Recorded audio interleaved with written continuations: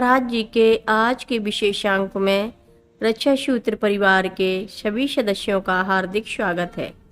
बाबा जी के भक्तों को राम राम। महाराज जी उसी तटस्थ भाव से बोले, जा पूछ ले अपने पिता से। बात पिता की थी, स्थिति चुनौतीपूर्ण थी। पुजारी नारायण जी ने सहज भाव से कहा, ठीक है, मैं अपने पिताजी से पूछकर आता हूँ।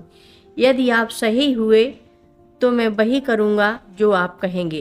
फिर मन में शंकाओं का तूफान समेटे पंत नारायण स्वामी अलवर अपने पिताजी से मिलने आ गई। अचानक पुत्र को अशांत भाव लिए सामने देख पिताजी को कुछ समझ में नहीं आया।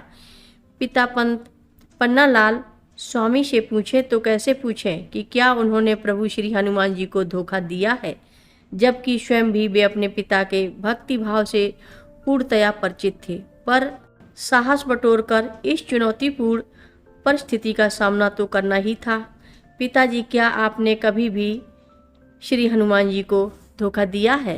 पिता आवाक से पुत्र को देख कुछ कह नहीं पाए। बताइए पिताजी, क्या आपने श्री हनुमान जी को धोखा दिया है? पुजारी पंत नारायण स्वामी के बार बार पूछने पर पिता के हृदय में वर्षों से धधकता ज्वालामुखी जैसे फट पड़ा। बोले, बता, तुझे यह किसने बात बताई है? ये बातें मुझे संत नीब करोरी महाराज जी ने बताई हैं। पिता आवेश में हाँफ रहे थे। जो बातें मैंने इतने वर्षों तक तेरी माँ मन भरी देवी को तक नहीं बताई, वे बातें बाबा नीब करोरी जी को कैसे पता चली?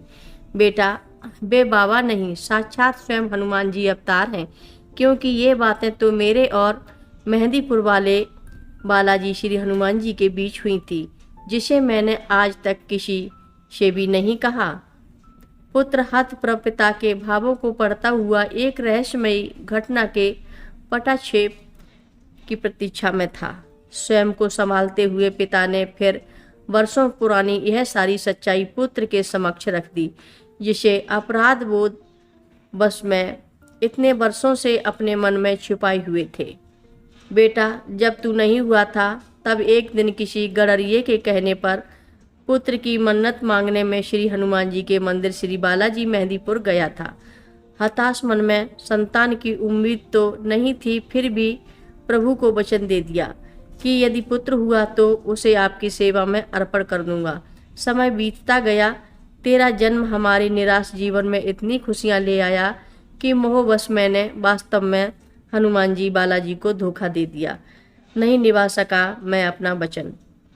तुझे पढ़ाया लिखाया हरिद्वार के प्रसिद्ध विद्वान श्री प्रभुदत्त ब्रह्मचारी जी के मार्ग निर्देशन में शिक्षा दिलवाई। प्रखर बुद्धि का तो तू था ही, उचित मार्ग निर्देशन में तुझे श्री रामचरितमानस का पाठ भी कंठस्थ हो गया और धीरे धीरे चारों ओर ख्याति फैलने लगी। मन ही मन तेरी सफलताओं पर गर्व करता हुआ मैं प्रभु श्री हनुमान जी को दिए गए वचन को भूल ही गया और तेरा विवाह करवाकर निश्चिंत हो गया।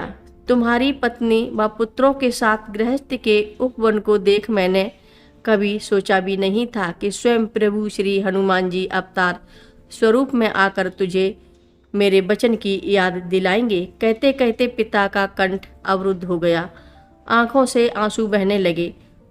पुत्र प्रभु श्री हनुमान जी की कृपा व आशीष स्वरूप जीवन की अनोखी गाथा सुनकर विस्मय में था। भाव भरे हृदय से एक दूसरे को दिलासा देते हुए भाव विहल हो रहे थे। अब पुत्र को वापस दिल्ली आकर संत श्री नीब करोरी महाराज जी से किया गया वादा पूरा करना था। पुत्र ने दिल्ली पहुंचते ही अंतर्यामी प्रभु श्री महाराज जी की शरण ली और नतमस्तक को स्वयं को समर्पित कर उन्हें अपना गुरु मान लिया। गुरु महाराज जी का आदेश था कि लाला की नौकरी छोड़ और श्री हनुमान जी की सेवा कर। आदेश का पालन करते हुए पुजारी पंत नारायण स्वामी ने अपनी आरामदायक नौकरी छोड़ अंतिम सांस तक श्री हनुमान जी की सेवा में समर्पित हो जीवन जीने का संकल्प ले लिया। इधर श्री महाराज जी ने पुजारी नारायण स्वामी जी की पत्नी व परिवार के लिए उचित मानसिक वेतन की व्यवस्था कर दी, परंतु पंत नारायण जी को स्वयं किसी भी प्रकार की भौतिक संपत्ति से दूर रहने का आदेश दे दिया। हर रोज महाराज जी की कथाएं सुनने के लिए सभी भक्तों का धन्यवाद। सभी भक्त रक्षा सूत्र चैनल को सब्सक्राइब करें, शेयर करें, लाइक करें, घंटी बजाना ना भूलें। कमेंट बॉक्स में लिख भेजें जय नीव करोरी बाबा जी महाराज। सभी भक्त मिलकर बोलो जय नीव करोरी बाबा जी महाराज की जय जय बोलो, सिद्धि माता की जय जय बोलो, जय श्री राम बोलो।